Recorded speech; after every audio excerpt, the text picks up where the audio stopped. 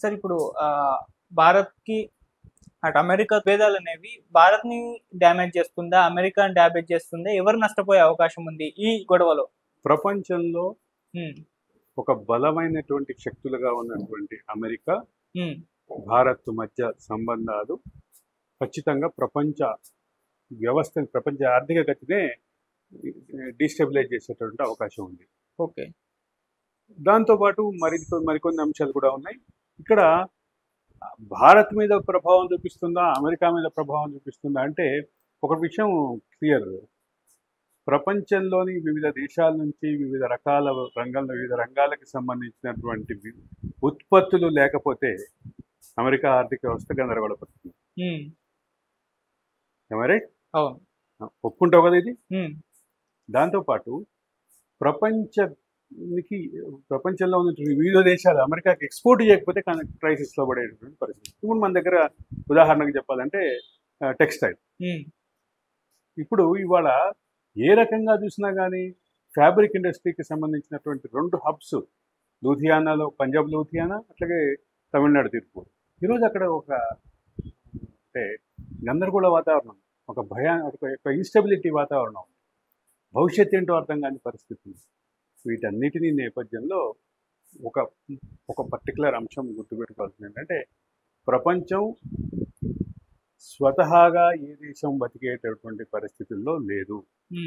Dependent economy దిశగా అన్ని దేశాలు వెళ్ళినటువంటి పరిస్థితి. ఓకే. ఆ ఇంపోర్ట్స్ లేకుండా లేదా ఎక్స్పోర్ట్స్ లేకుండా ఏ దేశము మనగలగటమే కష్టమైనటువంటి ఒక సంక్లిష్ట పరిస్థితి అయితే ఉంది. దీనికి సొల్యూషన్ ఏంటి? అన్ని రాష్ట్రాల, అన్ని దేశాల మధ్య మరింత వాణిజ్య వ్యాపార సంబంధాలు మెరుగుపడాలి. ఆ ట్రేడ్, ఈ దేశాల మధ్య ట్రేడ్ మరింత ఓపెన్ కావాలి. దానికి ప్రధాన అర్థంకి ఈరోజు అమెరికా నుంచి కనిపిస్తుంది, మరిన్ని దేశాల నుంచి వచ్చేటట్టు పరిస్థితి ఉంది. ఓకే. ప్రొడక్షన్ ఎకానమీ అమెరికాలో ఇంపోర్ట్స్ ఆగిపోతే అమెరికా ఎక్కడికి వెళ్తుందో అనేది అర్థం కాని పరిస్థితి. చిన్న ఉదాహరణ చెప్తా. అమెరికాలో ఉన్నటువంటి కొంతమంది సీఈఓలతో, ముఖ్యంగా యాపిల్ ఇట్లాంటి వాటి కంపెనీలకు ఏం చెప్పాడు? పెట్టుబడులు పెట్టద్దు, మీరు భారత్లో నుంచి చైనాలో ఉన్నటువంటి కంపెనీలు మన ఇండియా, ఆ 2 దేశాల నుంచి అమెరికాకి తరలించమని చెప్పారు. అమెరికాకి తరలిస్తే ఇవాళ ఇన్ఫ్రాస్ట్రక్చర్ కానీ, అంటే అక్కడ ఇండస్ట్రీని తరలిస్తే ఇండస్ట్రీకి అవసరమైనటువంటి బేసిక్ ఇన్ఫ్రాస్ట్రక్చర్ నుంచి మొదలు పెడితే అడ్వాన్స్డ్ దీని వరకు ఎక్కడ, అంటే హార్డ్వేర్ని దానికి తయారీకి కావాల్సినటువంటి ప్రధానమైనటువంటి వనరులు లేని పరిస్థితి ఉంది. ఓకే. ఉందా లేదా? అమెరికాలో ఉన్న అన్ని అవకాశాలు ఉంటే అసలు ఈ దేశాలకు ఎందుకు వచ్చాయి? చీప్గా ప్రొడక్షన్ అవుతుంది అనేటటువంటి విషయం నుంచి మొదలు పెడితే, అయితే ఇక్కడ ఒక ప్రధానమైన విషయం గమనించాలి. ఇవాళ మళ్ళీ మనం ఐఫోన్ల దగ్గరికి వద్దాం. ఐఫోన్ తయారీకి కావాల్సినటువంటి ఇన్ఫ్రాస్ట్రక్చర్ ఇక్కడ భారత్లోనూ చైనాలో ఉంది కాబట్టి తయారవుతున్నాయి.